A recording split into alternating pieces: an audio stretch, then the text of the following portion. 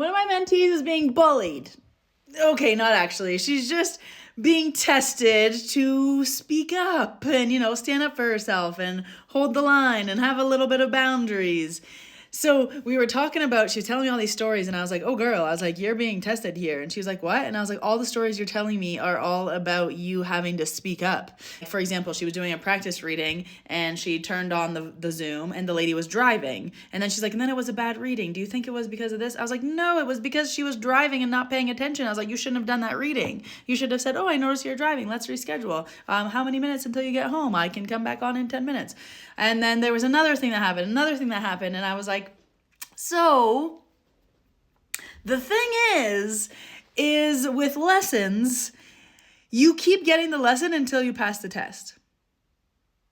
I repeat, you keep getting the lesson until you pass the test. So I said to her, I'm just saying this as a warning. You're going to keep getting those type of clients until you pass the test, until you speak up, until you say, no, I'm not doing a reading when you're driving. No, I'm not doing a reading when there's 5 people in the room. No, I'm not doing, and she's practicing. So these are all practice sessions. It's like, until you speak up or like say whatever you need them to do. She also needed to practice like ending the call. She's like, I always kind of wait for them to end it. I'm like, no, it's your practice session. You say thank you, goodbye. You say your little speech, la la la. You wrap it up, da da da.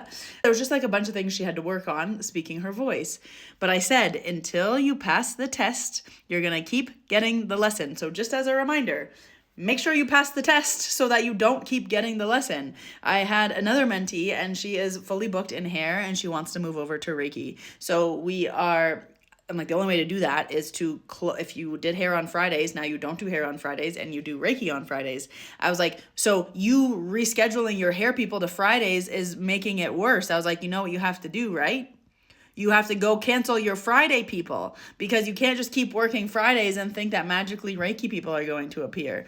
So that was her homework. And I was like, you're hanging up and you're canceling people. So she wrote to me and like just the subject title was, you were right.